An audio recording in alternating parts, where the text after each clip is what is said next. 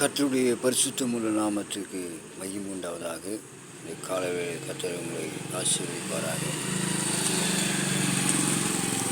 இந்த பரிசுத்த ஓய்வு நாளிலே ஒவ்வொரு உலகம் முழுவதும் பரிசுத்தவான்கள், விசுவாசங்கள், கிறிஸ்தவங்கள், ஊழியக்காரர் எல்லாரும் கூடி தேவனுடைய வார்த்தை நிறைவேற்றும்படியாக ஆராதித்து கொண்டு அவரை தொழுது கொண்டு ஆசீர்வாதங்களை பெறும்படியாக அவர்கள் கர்த்தரை ஆராய்ச்சி கொண்டிருப்பார்.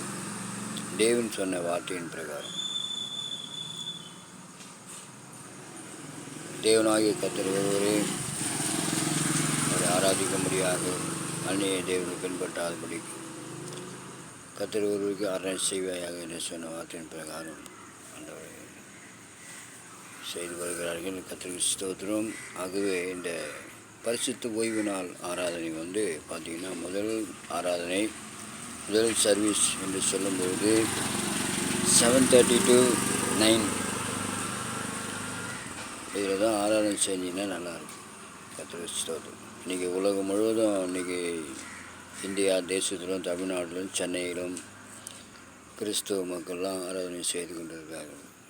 ஆகவே இந்த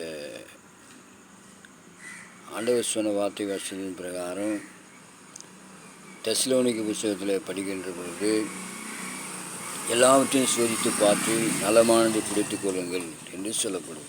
ஆகவே நம்ம ஆவியாத்மா சரீரம் நம்முடைய உடம்பு நல்லா இருந்தால் தான் ஆகவே அது ஆசீர்வாதமாக இருக்கும். ஆகவே எதையும் நாம் பார்க்காதபடிக்கு இதை பார்க்காதபடிக்கு அந்த நேரத்தை நாம் பார்த்து அதை ஜெபம் செய்வோம், தொழுது கொள்ளவும், அவரை ஆராதிக்கவும்.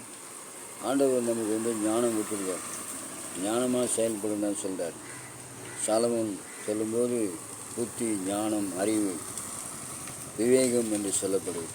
ஆகவே அருமையானவர்களே, ரொம்ப நேரம் உட்கார்ந்து ஜனங்களை போர் அடிக்காதபடிக்கு மணிக்கணக்காக உட்கார்ந்து கடைசியில் வெறுப்பாய்ப்பு.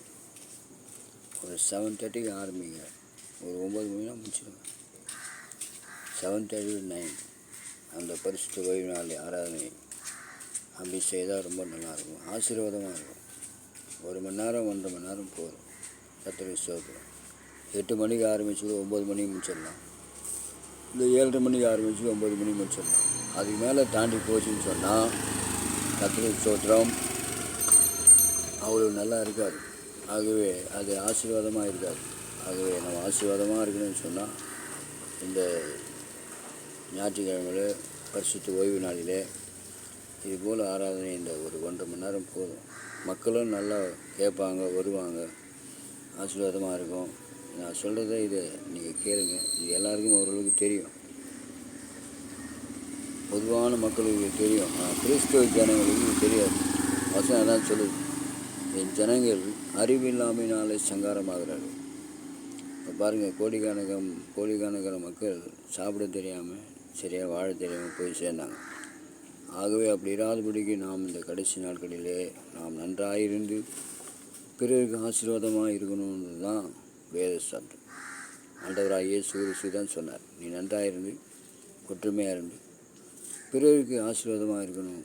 எத்தனையோ பேர் இன்னும் தெரியாத, புரியாத, வலது கை இடது கை வித்தியாசம் தெரியாத ஜனங்கள் நிறைய பேர் இருக்காங்க. அவங்களாம் சொல்லிக் கொடுக்க முடியாது, தெரிஞ்சு கொள்ள முடியாது. அருமையானவர்களே, இந்த நேரத்தை நீங்கள் கடைபிடிப்பது ரொம்ப நல்லது. ரொம்ப நேரம் இருந்து அப்புறம் பார்த்திங்கன்னா வெறுப்பாகுது. அப்படி வெறுப்பு இருக்கக்கூடாது. தெய்வீக வசனங்களை வார்த்தையில் கேட்கும்போது வெறுப்பு வரக்கூடாது. இன்ட்ரெஸ்டிங்காக இருக்கணும், ஆர்வமாக இருக்கணும். ரெண்டாவது அந்த தெய்வ வசனத்தை, கர்த்தருடைய வார்த்தை வசனங்களை கேட்கணும். இஷ்டத்துக்கு மனாவரியாக பேசுறது, ஜனங்க உட்காந்துட்டு கேட்குறாங்களா, நம்ம சொல்கிறது கேட்குறாங்களான்னு கூட தெரியாமல், எப்போ முடிக்கணும் எப்போ தொடங்கணும்னு தெரியாமல் இந்த மாதிரிலாம் ஊழியங்கள் நடந்துக்கிது. ஆக நிறைய சீர்கேடுகள் இவைகளாம் இந்த கடைசி நாட்களிலே சரிப்படுத்தப்படணும். கர்த்தர் ஏற்படுத்தியிருக்கார்.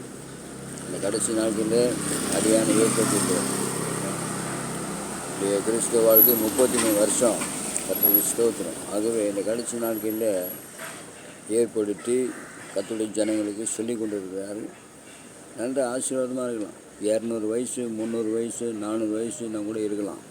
பைபிள் இருக்குது. ஆதாம் 930 வருஷம் உயிராக இருந்தான்.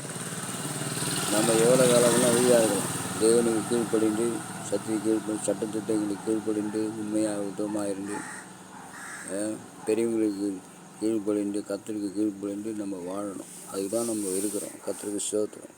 இன்னும் நம்ம நாடு தேசம் எல்லாம் இன்னும் ஆசீர்வாதமாக இருக்கணும். ஆகவே அருமையானவர்களே, இதை கேட்டு நீங்கள் உணரப்படுங்கள். கர்த்தர் தாமே உங்களை ஆசீர்வதிப்பாராக. நன்றி.